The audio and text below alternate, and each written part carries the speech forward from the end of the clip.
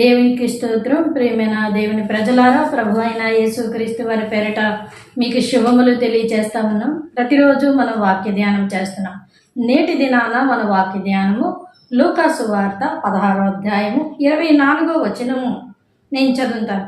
తండ్రివైన అబ్రహామా, నా యందు కనికరపడి తన వ్రేలి కొనను నేలలో ముంచి నా నాలుకను చల్లార్చుటకు లాజరును పంపుము. నేను ఈ అగ్ని జ్వాలలో యాతన పడుచున్నానని కేకలు వేసి చెప్పెను.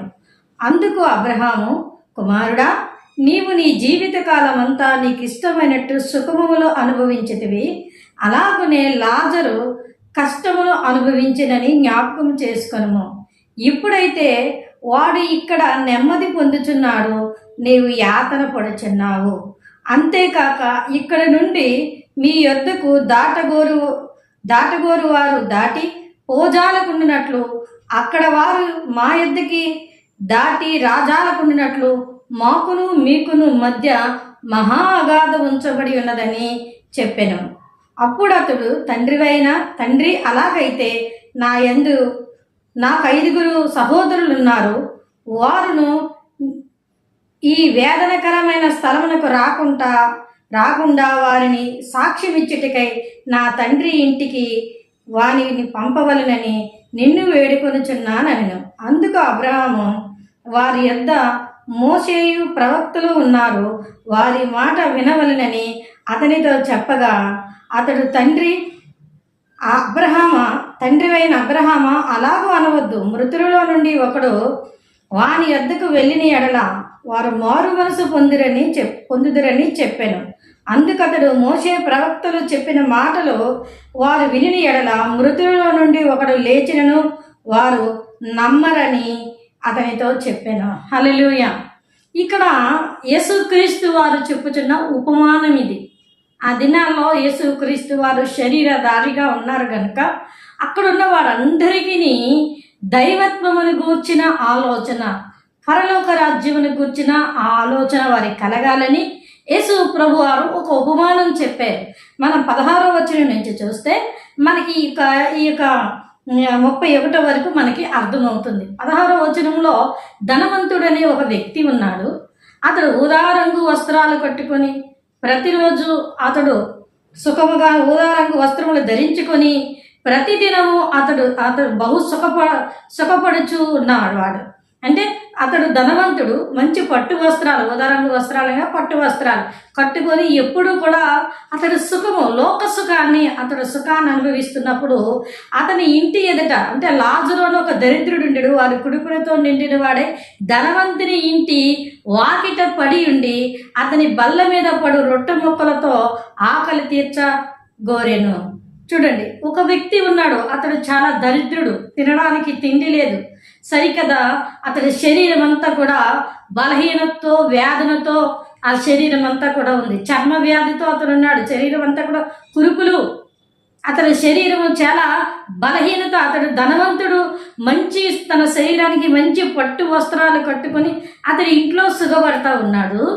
అయితే అతని ఇంటి ఎదుట, అతని వాకిట దరిద్రుడు లాజరు అని ఒక వ్యక్తి ఉన్నాడు. అతనికి సరైన వస్త్రాలు కాదు కదా, శరీరం కూడా అతనికి సరిగా లేదు. ఎందుకంటే కురుపులు అవన్నీ కూడా కుక్కలు వచ్చి నాకుతున్నవని అక్కడ వ్రాయబడి ఉంది. కనుక వాళ్ళిద్దరూ కూడా ప్రభునందు నిద్రించారు. మొదట లాజరు నిద్రించినప్పుడు అతడు దేవదూతల చేత కొనుక్కోబడ్డాడట, సమాధి చేయబడ్డాడంట అతడు. ఎందుకంటే అతడు దరిద్రుడు అయినప్పటికీ కూడా దేవుని యందు భయభక్తులతో, దేవుని యందు విశ్వాసముతో, తన శరీరము తనకి సహకరించకపోయినప్పటికీ కూడా ప్రభునందు విశ్వాసముతో అతడు ఉన్నాడు. అయితే ఈ యొక్క లాజరు చనిపోయిన తర్వాత అతన్ని ఎవరు కూడా సమాధి చేయకపోతే దేవదూతలు వచ్చి అతనిని పాతి పెట్టినట్లుగా మనకి కనబడుతుంది. ఆ తర్వాత ధనవంతుడు కూడా చనిపోయిన తర్వాత వాడిని హంగామాగా తీసుకొని వెళ్ళారు. కానీ ఈ దరిద్రుడైన లాజరు ఎక్కడికి వెళ్ళాడు అంటే అబ్రహాము యొక్క కుడి పార్శ్వం, అంటే రొమ్మును ఆనుకొని కూర్చున్నాడంట. ఈ లాజరు భూమి మీద బలహీనతో, వేదనతో, దుఃఖంతో, శరీర సహకారం లేకుండా వేదన చెందుతున్న వ్యక్తి తన శరీరాన్ని ఆత్మ విడిచిన తర్వాత ఆ ఆత్మ పరలోకంలో అబ్రహాము రొమ్మున ఆనుకుని పరదేశంలో కూర్చొని ఉన్నాడు. కానీ ఈ ధనవంతుడు కూడా చనిపోయాడు.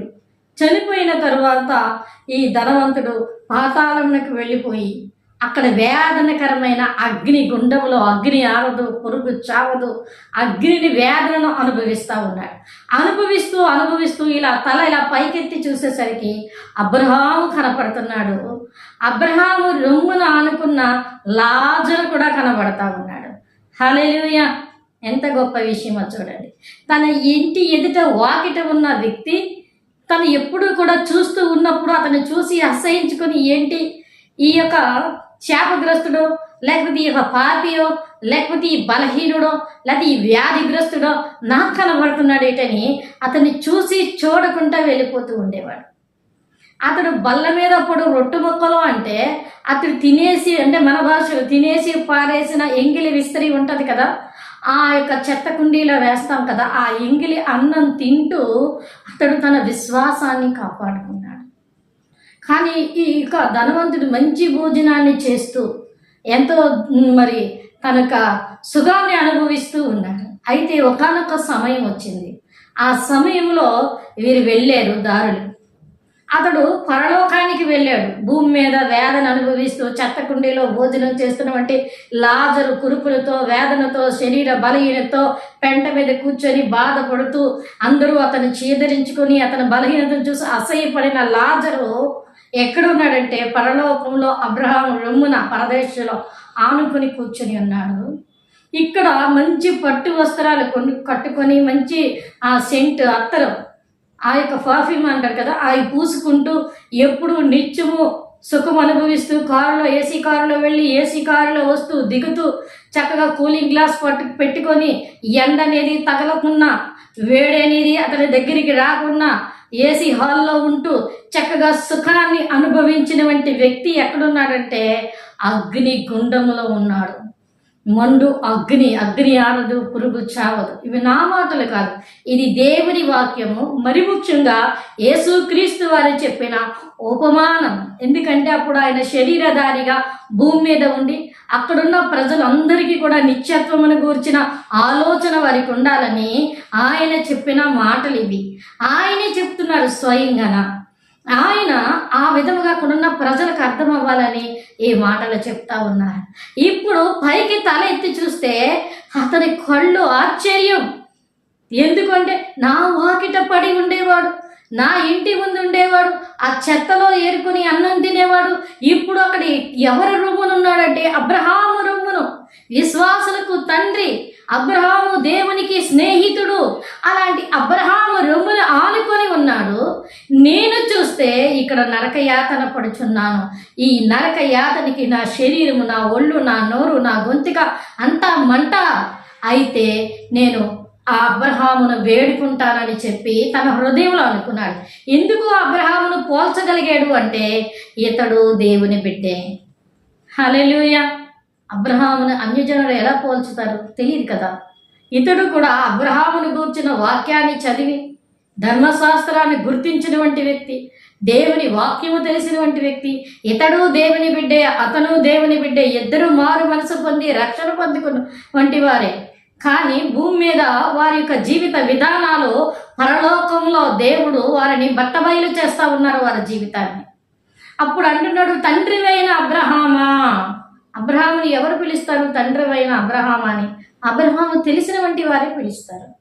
తండ్రివైన అబ్రహామా, నీ పక్కనున్నాడే లాజరు, అతను వేలు క్రొనను ముంచి ఒక్క నీటి చుక్క నా నోటిలో వెయ్యమను, ఈ మంటను నేను బాధను భరించలేకపోతున్నానని అబ్రహామును అడుగుతున్నాడు.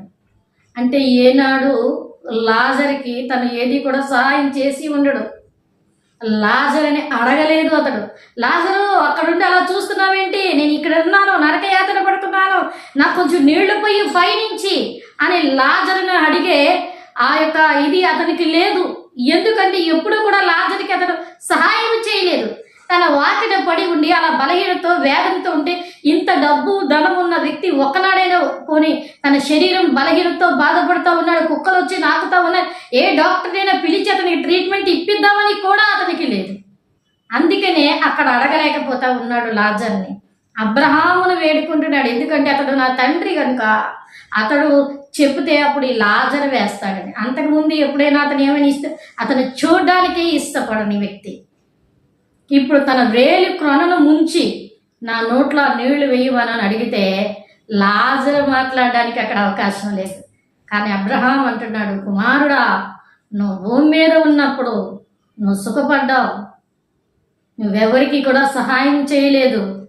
నీ ఇల్లు, నీ భార్య, నీ పిల్లలు, నీ శరీరము, నీ ఆరోగ్యము నీదే, నువ్వు చూసుకున్నావు. చక్కగా వెళ్ళావు, ఏసీ కారులో వెళ్ళావు, ఏసీ కారులో దిగావు, కూలింగ్ గ్లాస్ పెట్టుకున్నావు, కళ్ళకి ఎండ తగలకుండా నువ్వు సుఖపడ్డావు, అక్కడ సుఖాన్ని అనుభవించావు. ఇక్కడ యాతన పడతా ఉన్నావు. అయితే లాజరు భూమి మీద యాతన, ఎండలో ఎండి వర్షంలో తడిచి తన శరీరం తనకు సహకరించకపోయినా అతడు దేవుని యందు విశ్వాసముతో అతడు ఉన్నాడు. ఇక్కడ అతడు సుఖాన్ని అనుభవిస్తూ ఉన్నాడు. అయినను అక్కడ వారు ఇక్కడికి, ఇక్కడ వారు అక్కడికి రాజాలకుండినట్లు మహాగాధం ఉండెను. హల్లెలూయా. ఎవరైనా తన బిడ్డలను, తన ప్రజలు, తన బంధువులు ఎవరైనా ఒకవేళ వెళ్ళి వచ్చేస్తారేమో అని దేవుడు మధ్యలో మహాగాధాన్ని పెట్టాడు. అయ్యో, నా తండ్రి, నా తల్లి, నా కొడుకు, నా కూతురు అగ్నిలో ఉన్నారు, వాళ్ళకి నేను కొంచెం నీళ్లు పట్టుకెళ్ళి ఇస్తానని ఒకవేళ దేవుని యందు భయభక్తులతో విశ్వాసంతో ఉన్నటువంటి వారు పరలోకంలో ఉండి వారి మాట వినిపించుకోకుండా ఉండినటువంటి వారు నరకంలో ఉంటే ఒకవేళ అలాంటి పనులు కానీ చేస్తారేమో అని దేవుడు మహాజ్ఞాని. నువ్వే ఒక మనిషివి, మహాజ్ఞాని అనుకుంటున్నావు. నిన్ను సృష్టించిన నీ సృష్టికర్త ఇంకెంత జ్ఞాని. మహాగాధాన్ని పెట్టారు. ఇక్కడ వారు అక్కడికి, అక్కడ వారు ఇక్కడికి రాకుండానా. హల్లెలూయా. ప్రియ సహోదరి సహోదరుడా, యేసయ్య ఈ దినము నీతో మాట్లాడుతూ ఉన్నారు తన వాక్యాన్ని. వీడియో చూస్తున్న నీతో, నీవెవరో నాకు తెలియదు కానీ ప్రభువారు నీతో మాట్లాడుతూ ఉన్నారు. ఇప్పుడు ఈ వ్యక్తి ఏమంటున్నాడు, నాకు 5 సహోదరులు ఉన్నారు, ఆ సహోదరులు నాలాగే వాళ్ళు కూడా సుఖానుభవాన్ని అనుభవిస్తూ ఉన్నాడు. ఒక్కసారి లాజరును పంపించి, అక్కడ నరకం ఉంది, నిత్యత్వం ఉంది, ఆ నిత్యత్వములోకి వెళ్ళాలంటే ఇట్టి రీతిగా భూమి మీద ఉండాలి దేవుని ప్రజలైనటువంటి వారు అని వారికి ఒక్కసారిగా వారికి వర్తమానాన్ని అందిస్తారు, పంపించండి అంటే అబ్రహాం అంటున్నాడు, అక్కడ మోషే ప్రవక్తలు ఉన్నారు. ఎందుకంటే అప్పుడు ఇంకా యేసుక్రీస్తు వారు శరీరధారిగా ఉన్నారు కనుక సువార్త యేసుక్రీస్తు శిష్యులు కానీ వారు కానీ ఎవరూ ప్రకటించలేదు కనుక, యేసుక్రీస్తు వారి యొక్క సువార్తను గురించి ఇంకా వారికి అవగాహన లేదు కనుక మోషే ప్రవక్తలు ఉన్నారు. వారు చెప్పిన మాట వారు విని వాటి ప్రకారంగా వాక్యానుసారంగా వారు నడుచుకుంటే వారు ఆ యాతన తప్పించుకుంటారు అని చెప్పారు.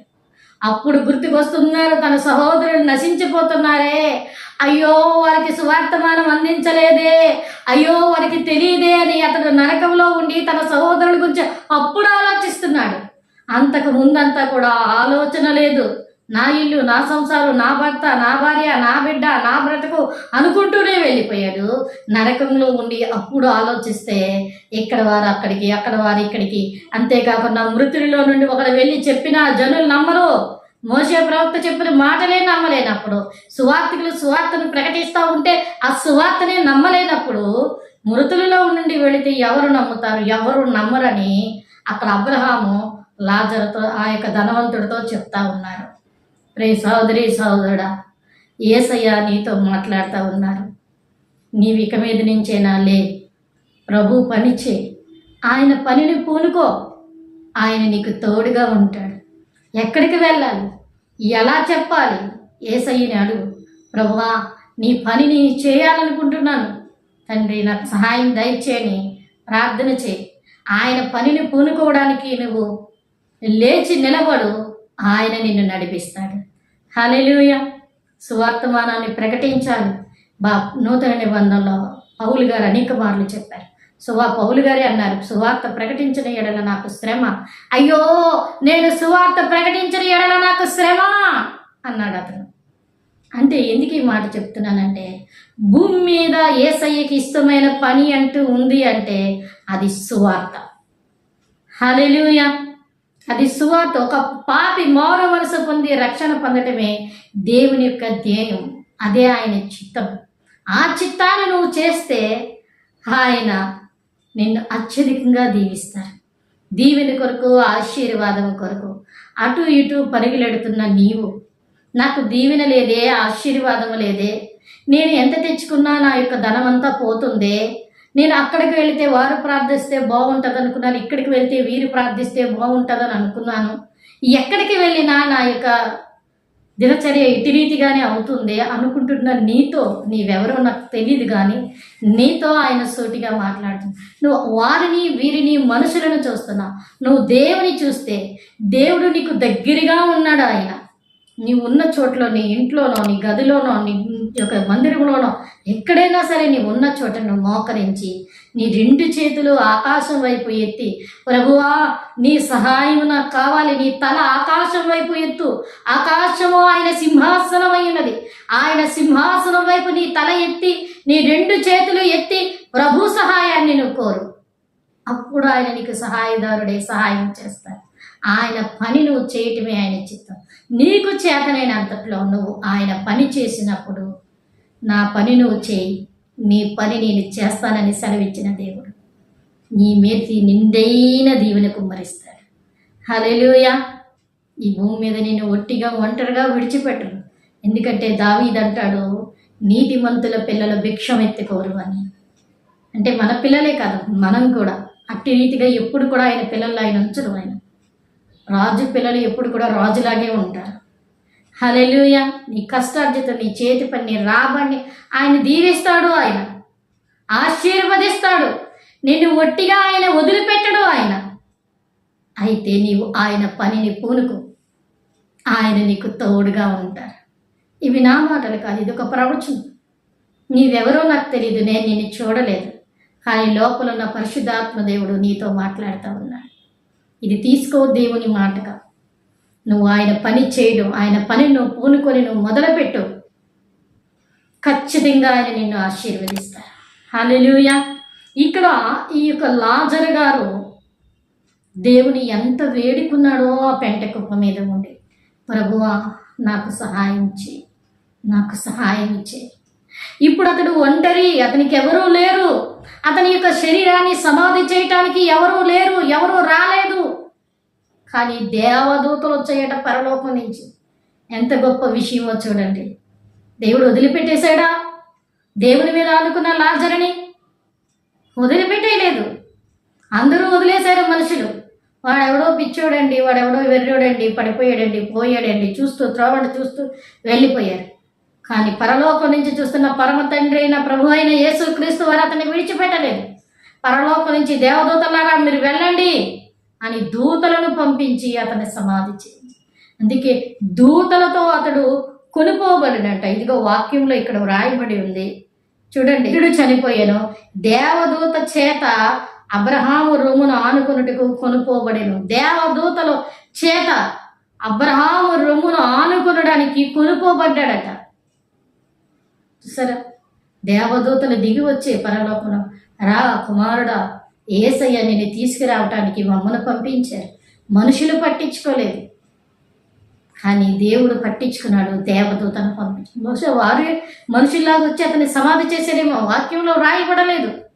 కొనుక్కోబడిను, పరలోకానికి తీసుకొని వెళ్ళారు. ఎవరి ఆత్మ వాళ్ళదే వెళ్ళిపోద్దేమో, కానీ లాజరుకి ప్రత్యేకంగా ఆహ్వానం వచ్చింది పరలోకం నుండి. రా కుమారుడాన్ని తీసుకువెళ్తామని ఆహ్వానాన్ని పంపించారు దేవుడు. ఎందుకంటే అతడు దేవుని యందు చూపించిన విశ్వాసం, తనకేమున్నా లేకపోయినా తన విశ్వాసాన్ని విడిచిపెట్టలేదు. ఆరోగ్యం, శరీరం సహకరించకపోయినా దేవుని యందు అతని విశ్వాసం దృఢంగా ఉంది. అందుకే పరలోకం నుంచి ఆహ్వానం వచ్చింది అతనికి, రా నిన్ను తీసుకురమ్మని ప్రభువారు పంపించారు అని. ధనవంతుడు పాతి పెట్టబడ్డాడు, కానీ అతనికి పాతాళం నుంచి వచ్చింది ఆహ్వానం. అందుకే మన ధనము మనకి అక్కరకు రాదు. ధనము గురించి నువ్వు వేగులు పడకు, యేసయ్య గురించి వేగులు పడు. యేసయ్యను నువ్వు సంపాదించుకో. అందుకే నేను చెప్తాను, మన గురి మన ప్రభువైన యేసుక్రీస్తు వారు, మన గమ్యం పరలోక రాజ్యం. ఈ రెండు మనం ఎప్పుడైతే కలిగి ఉంటామో, దేవుడు భూ సంబంధమైన ఆయన మనకు అనుగ్రహిస్తారో, నిత్యత్వంలోనికి యుగ యుగాలు జీవిస్తూ మానక ప్రభు పాదాల దగ్గర నిలబడి దేవదూతలతో పరిశుద్ధుడు పరిశుద్ధుడు పరిశుద్ధుడు అని ప్రతిగానాలు చేస్తున్న దేవదూతల మధ్యన నీవు కూడా నిలవబడి పరిశుద్ధుడు పరిశుద్ధుడు అని ప్రభుని స్తుతించే భాగ్యాన్ని నువ్వు పొందుకుంటావు. హల్లెలూయా. అందుకే ఆరాధన చేసినప్పుడు ఎవరిని నేను చూడను, నేను చూస్తున్నది సింహాసనం మీద ఉన్న యేసయ్యను మాత్రమే. ఎవరేమనుకుంటే అనుకోనివ్వండి, నేను దేవదూతల మధ్యన ఉన్నాను, నా ప్రభువుని నేను స్తుతిస్తున్నానని హృదయపూర్వకంగా నేను స్తుతిస్తాను. అంటే నేను గొప్ప గురించి చెప్పుకోవట్లేదు, నా మనసులో ఉన్న మాటను మీతో పంచుకుంటున్నాను. నువ్వు ఆ మహాభాగ్యంలోనికి వెళ్ళాలి అంటే అది సామాన్యమైన విషయం కాదు. భూమి మీద యేసయ్యను నీవు గెలుచుకున్నట్లయితే, నీ గురిలో ప్రభు పాదాలను పట్టుకుని ఆయన గెలుచుకున్నట్లయితే ఆ మహాభాగ్యంలోనికి మనం వెళతాం. కనుక ఈ లాజరు గురించి, ధనవంతుడి గురించి యేసుక్రీస్తు వారే చెప్పారు. ఇంకా ఇలా చెప్పుకుంటూ వెళ్తే అనేకమైన విషయాలు ఇందులో ఉన్నాయి. అయితే మనం ఏం వాక్యం ధ్యానించినా అందులో మనకు ఉపయోగపడేది, మనం ఎలా జీవించాలని ఆ వాక్యం తెలియచేస్తుందన్నది మనం తెలుసుకుంటే ఖచ్చితంగా మనం దేవుని వైపు చూడగలుగుతాం. ఏదో చెప్పుకుంటూ వెళ్ళిపోయారులే పోనీలే అని అనుకుంటే ఎప్పుడు కూడా వాక్యాన్ని మన హృదయంలోనికి తీసుకోవాలి. నువ్వు దేవుని వాక్యాన్ని హృదయంలో తీసుకో, ప్రభునితో సావాసం నువ్వు చేయి. ఆ సావాసం ఎంత అది వివరించలేము, అంత గొప్పగా ఉంటుంది. ఒక్క దినాన ఈ శరీరాన్ని ఆత్మ విడిచినప్పుడు పరలోకం నుంచి దేవదూతల చేత దేవుడు నీకు ఆహ్వానాన్ని పంపించి ఆయన దగ్గరుండి తీసుకోరు. అదే ఈ వాక్యం యొక్క సారాంశం. అయితే దేవుని పనిని పూనుకోమని నీతో ప్రభువారు తెలియచేస్తా ఉన్నాడు. ఒకవేళ ఇంతవరకు దేవుని పని చేసి మధ్యలో ఆగిపోయేవేమో, మరలా తిరిగి నీ దేవుని పని నువ్వు నిర్మాణం చేసుకో. మనుషులను చూడొద్దు, అన్ని తారుమారైపోతాయి. మనుషులను చూడకు, నీకున్న ప్రతి వ్యతిరేక పరిస్థితి కూడా తారుమారైపోతుంది. అవన్నీ కూడా పోతాయి. దేవుని చూడు. ఈ పరిస్థితులు ఇలా ఉన్నాయే, నేను ఎలా చేయగలను అని అనుకోక ఆ పరిస్థితులన్నీ కూడా దేవుడు తారుమారు చేస్తాడు. అర్థం చేసుకోవడానికి ప్రయత్నించు ప్రియ సహోదరి సహోదరుడా. యేసయ్య వైపు చూడు, ఆయన పనిని పూనుకో. మరలా చెప్తున్నాడు ఆయన పని నువ్వు ఆపివేసేవేమో, ఆ పనిని నువ్వు పూనుకో. నువ్వు నిలబడితే యేసయ్య నీకు తోడుగా ఉండి ఆయన నిన్ను నడిపించి దీవించి ఆశీర్వదించి ఇహమందు పరమందు రెండంతల ఆశీర్వాదంతో ఆయన నిన్ను నింపి బలపరుస్తారు. అలా చేసి ప్రభు ఇచ్చిన దీవెన ఆశీర్వాదాలు పొందుకోండి. కొద్ది మాటలు దేవుడు దీవించునుగాక. ఆమె కళ్ళు మూసుకుందాం, ప్రార్థన చేసుకుందాం. మహాపరిశుద్ధుడు అయిన మా ప్రియ పరలోక తండ్రి దేవా, ఎంతవరకు మీ పరిశుద్ధాత్మ శక్తి చేత మీరు నడిపించినందుకు వందనములు. విత్తబడిన వాక్యం నూరంతులుగా ఫలించులాగున సహాయం దయచేయండి ప్రభా. ఇదిగో నాయన, ధనవంతుడు లాజరు గురించి దేవా మీరు మాట్లాడి ఉన్నారు తండ్రి. నిజమే ప్రభువా, అతడు భూమి మీద బహుగా సుఖపడుతూ నాయన అయా మీ పనిని మర్చిపోయి తండ్రి, మీ చిత్తాన్ని చేయలేక అయా ప్రభా తన శరీర సౌఖ్యాన్ని సుఖాన్ని చూసుకొని ప్రభా అయా మీ చిత్తాన్ని విడిచిపెట్టాడు నాయన. అయా లాజరు మరి అట్టి రీతిలో ఉన్నప్పటికీ కూడా, కురుపులతో వేదనతో ఉన్నప్పటికీ కూడా ప్రభా నీ చిత్తము చేయటానికి అతడు తన హృదయాన్ని దృఢపరుచుకొని మీ విశ్వాసంలో, నీ యందు విశ్వాసముతో అతడు తనకున్న పరిస్థితుల్లో నాయన నీ యందు నిలబడి ఉన్నాడు ప్రభా. ఒకానొక సమయంలో ఇద్దరు ఉండవలసిన సమయంలో ప్రభా లాజరు అబ్రహాము రొమ్మును ఆనుకున్నాడు, ధనవంతుడు పాతాళంలో ఉన్నారు. నాయన తండ్రి, నాయన యేసయ్యా ప్రభా మీరు మాట్లాడిన రీతిలో మమ్మల్ని ఎంతగానో హృదయాన్ని కరిచివేస్తున్నాయి తండ్రి. మేము ఆ ధనవంతుడి వలె కాకుండా లాజరు వలె ప్రభా నీ యందు విశ్వాసముతో నాయన నీలో ఎదిగి ఫలించేలాగున సహాయం దయచేయండి. ఇదిగో నాయన, పనిని పూనుకోమంటున్నాం, పనిని ప్రారంభించమంటున్నాం, వదిలేసేదాన్ని మరలా నిర్మాణమును చేపట్టమంటున్నాం.